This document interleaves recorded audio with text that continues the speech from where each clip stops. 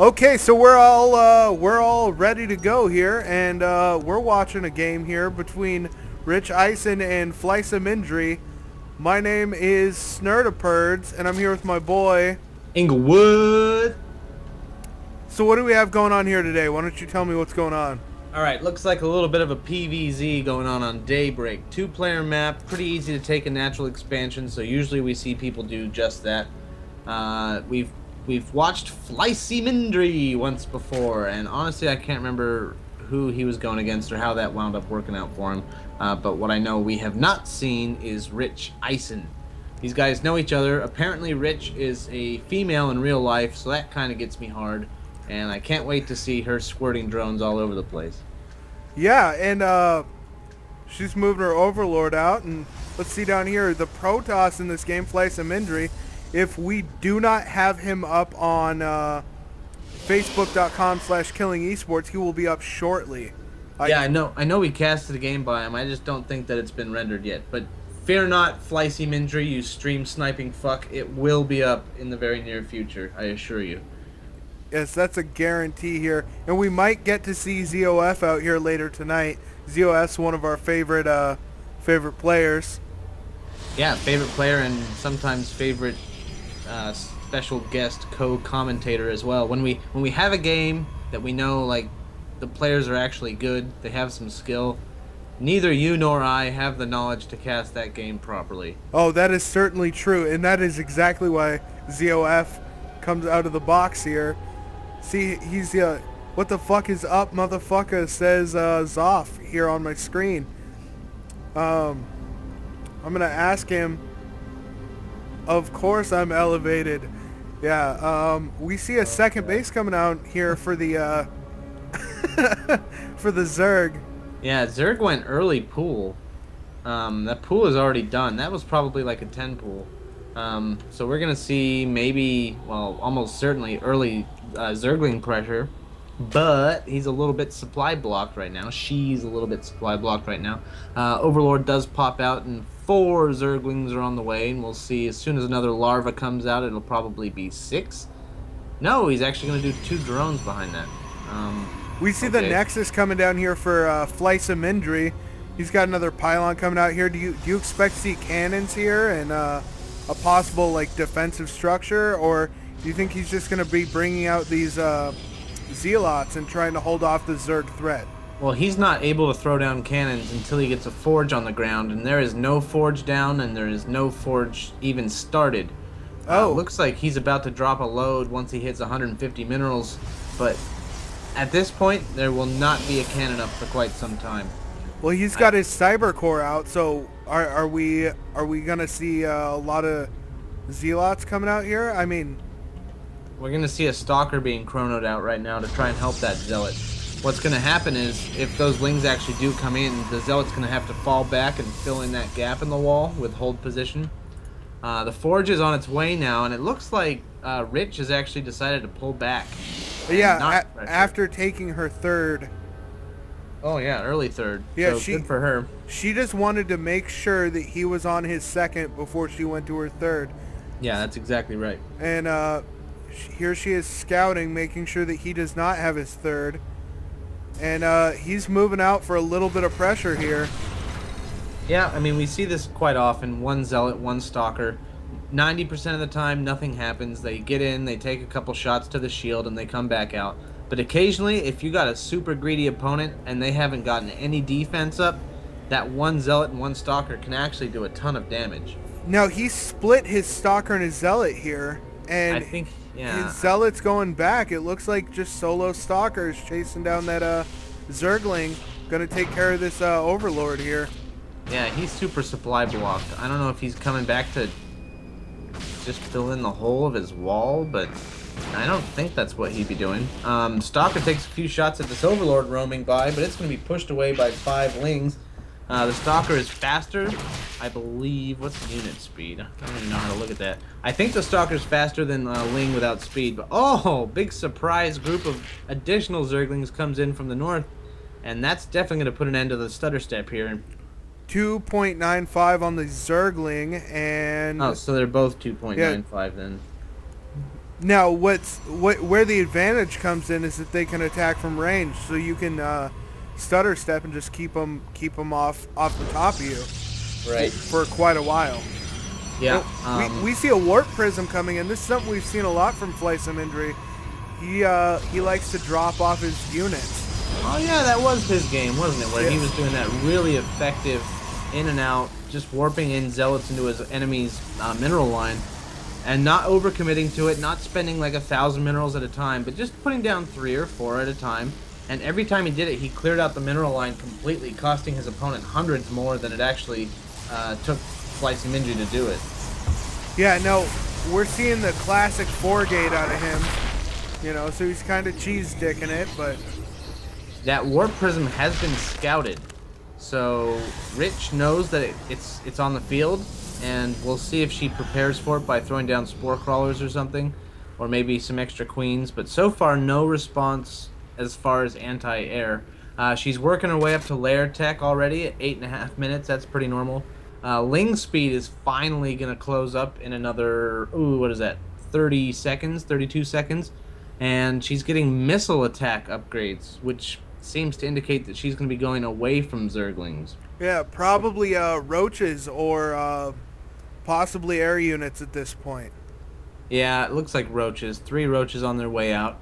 And yeah, he's doing like the tour of scouting overlords, making sure that this warp prism is seen by absolutely as many units as possible before it gets to his enemy's base. So he is, yeah, he's going to be received by a shitload of Zerglings, and anything that drops out of here is going to be immediately surrounded. No, this is 2 sentries and zealot and stalker, so he might be able to wall himself into a small area here. Yeah, or wall in all these workers so that they can't run away. And yeah, he's trying to do a little cute micro here, dropping it down for 1 shot and picking it back up. But this queen is just going to put an end to this. Completely removes all the shields and even does a little bit of hull damage. And the warp prism's not a cheap unit, so you don't want to throw him away carelessly. No, definitely not. And now he's setting up his 3rd here, so we're seeing an even base Protoss versus a Zerg, and that's definitely not somewhere a Zerg wants to be. And No. without a proxy hatch here, she's definitely behind the game, it looks like.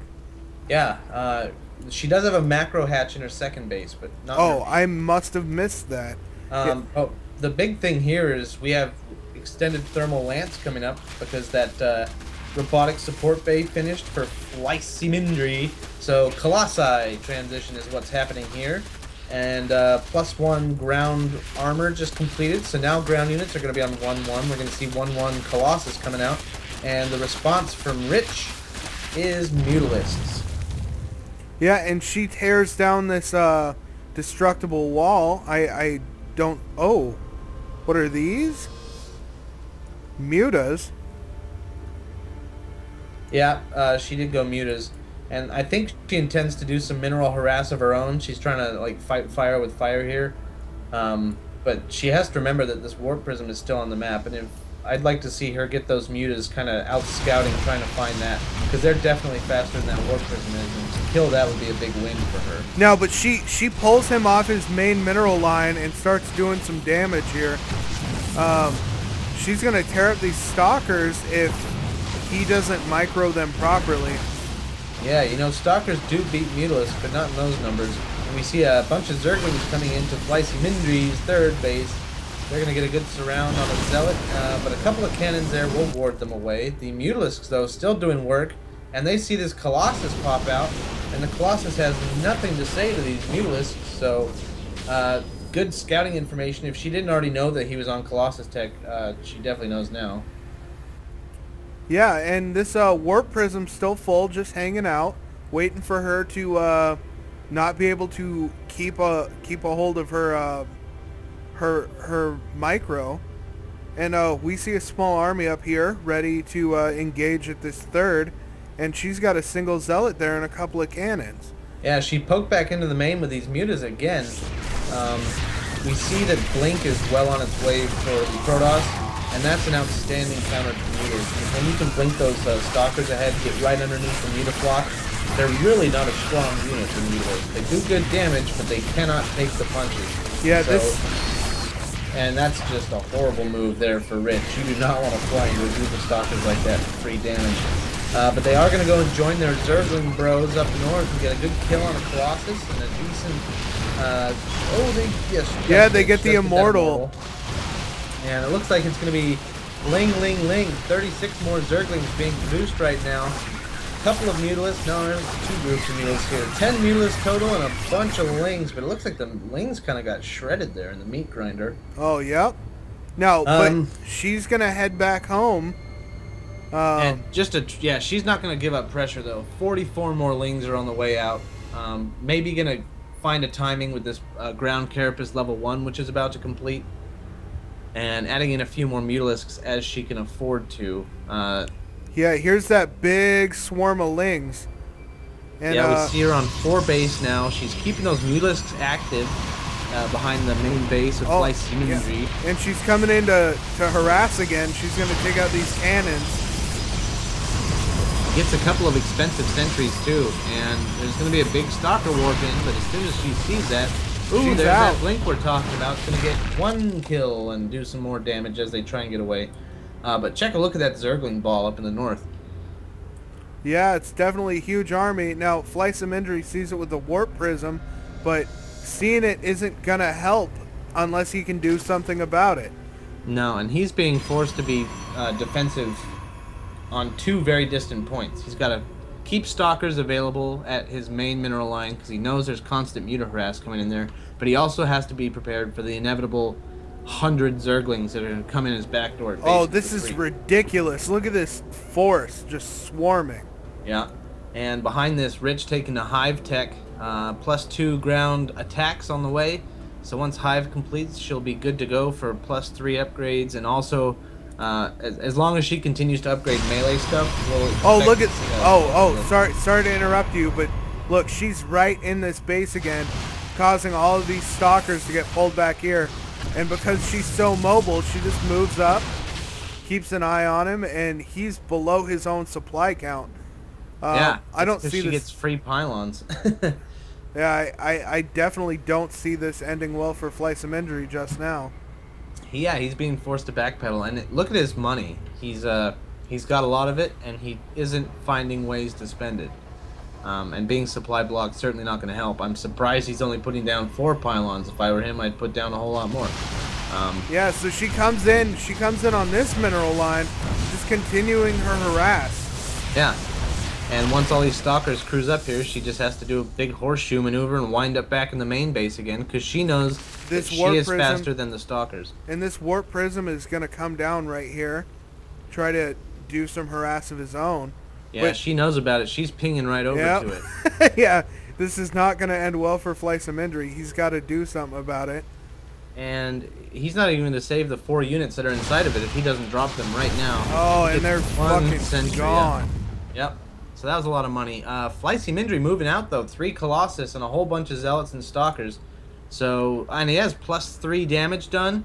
And behind this, he's getting a Dark Shrine just in case. But RichEisen sending all of her Zerglings in to counterattack now that she knows that the army's out of position. So we're going to see whose base falls faster now. Oh, a single roach just gets torn up. We got a Baneling nest just popping for RichEisen. And her 4th is just getting torn up here. I don't think that these spine crawlers are going to be enough to handle the situation. No, certainly not with an extended range Colossus in the back. You see the natural expansion of Flycy is just gone. Roaches and Lings are going to knock a channel through this big gateway at the front of the main and get in there and try and eliminate production facilities. But his main army is still looking pretty strong over here on the creek. And we see Zerglings come in to try to slow him down. She's going to do as much damage as she possibly can and stop him from reinforcing here. Right. Yeah, she's sitting on 2,000 minerals, so throwing away Lings is no problem whatsoever. Yeah, it seems to be working well for her, but, you know... Ooh, but that Mutalisk rally is not. I did not see her Mutalisk rally. Oh, it's because they went right into the middle of that Protoss army and just popped like balloons. Oh. So well, Raider's fire is done, but she's not... Yeah, she has to tap out because she has nothing to contest all these units.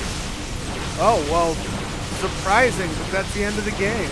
Yeah, GG goes to Flycemindri. Mercadirka